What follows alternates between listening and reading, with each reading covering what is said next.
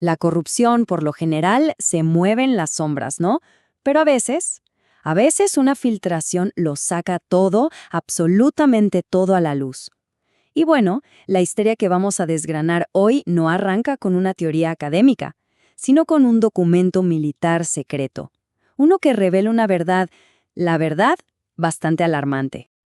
Para entender un problema tan grande y complejo, a veces lo mejor es empezar por lo pequeño, por un solo caso. Y el que vamos a ver es, especialmente revelador. Involucra a soldados, a cárteles y, como dice el título, a un arsenal de granadas.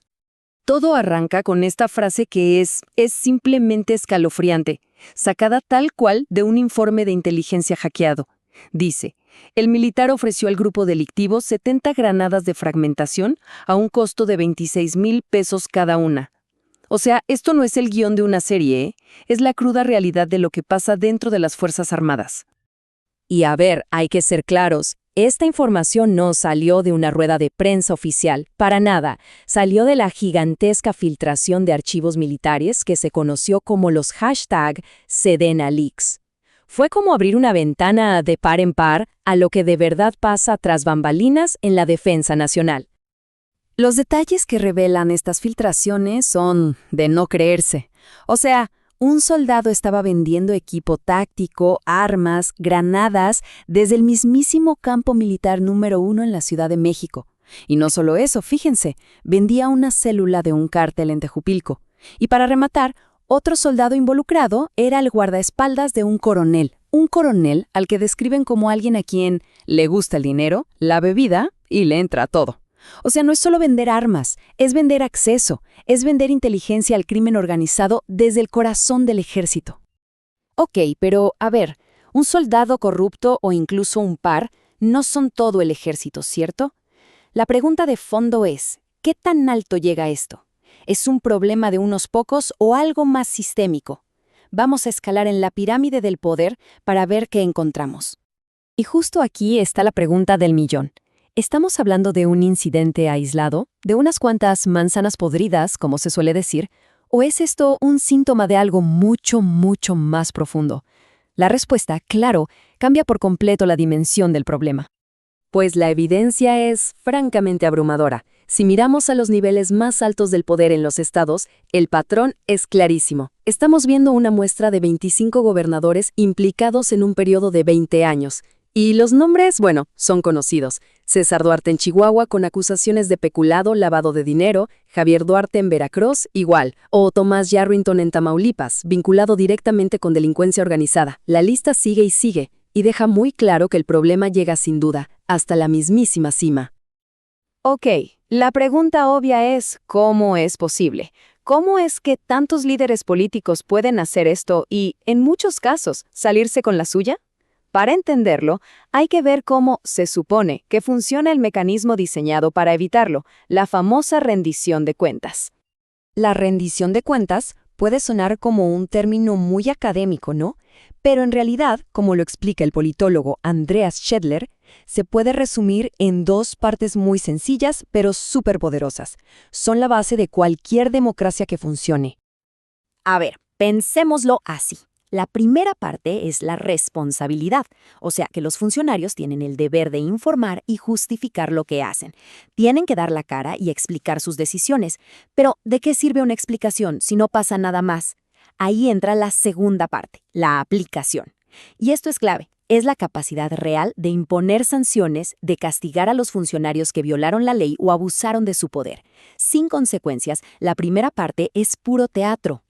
Y en teoría, así es como una democracia se protege a sí misma, con un sistema de pesos y contrapesos. Este diagrama lo ilustra perfecto. Tienes al poder ejecutivo, al legislativo y al judicial. Y la idea es que se vigilen y se limiten entre sí. Ninguno puede hacer lo que quiera sin que los otros dos le pongan un alto. Es un diseño elegante para garantizar que nadie abuse del poder. Claro, ese es el ideal. Pero bueno, aquí es donde chocamos con la realidad. Porque una cosa es el ideal que está en el papel y otra muy, muy distinta es lo que pasa en la práctica en México. Allá por 2015, el hartazgo social con la corrupción era ya insostenible. Y en respuesta a esa presión, se creó un plan que sonaba a la solución definitiva, el Sistema Nacional Anticorrupción, el famoso SNA. La promesa era enorme, era la gran apuesta para, por fin, coordinar una lucha real y efectiva contra la corrupción. Y la idea, hay que decirlo, era muy buena. Era como juntar a un equipo de superestrellas. Ahí estaban todos: la Secretaría de la Función Pública, la Auditoría Superior para vigilar el dinero, el Tribunal de Justicia Administrativa, el INAI para la transparencia, una fiscalía especializada, hasta un comité de ciudadanos.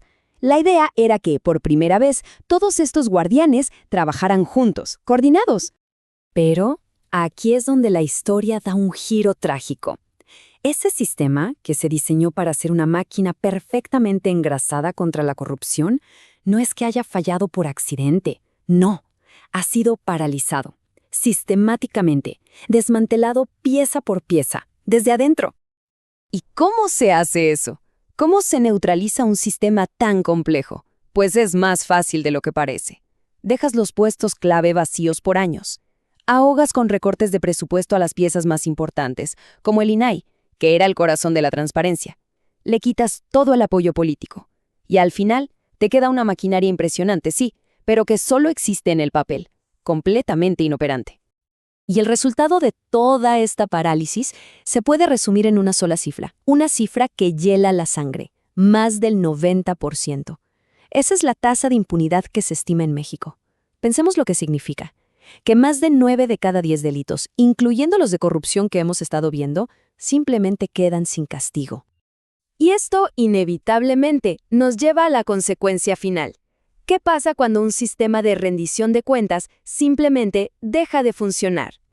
El contraste es brutal. Por un lado, en el papel, tenemos promesas de rendición de cuentas, de pesos y contrapesos, de sanciones y transparencia. Pero en la práctica, lo que tenemos es impunidad, instituciones capturadas, protección para los poderosos y opacidad. Y en esa brecha gigantesca entre lo que debería ser y lo que es, no solo se pierde dinero público, se pierde la confianza, se rompe el Estado de Derecho, la democracia misma empieza a deshacerse. Es que en este punto la corrupción deja de ser un simple robo de dinero público, se transforma en algo mucho más peligroso. Se convierte en una amenaza directa a la seguridad nacional y a los derechos humanos, porque ya no hablamos de desvíos, hablamos de instituciones del Estado que colaboran activamente con el crimen, dejando a la gente, completamente indefensa. Y todo esto nos deja con una pregunta final, una pregunta que resuena con mucha fuerza, mucho después de que se archivan los informes y se olvidan los números. Cuando las instituciones que deben defender al Estado se convierten en sus depredadores, entonces, ¿qué queda por defender?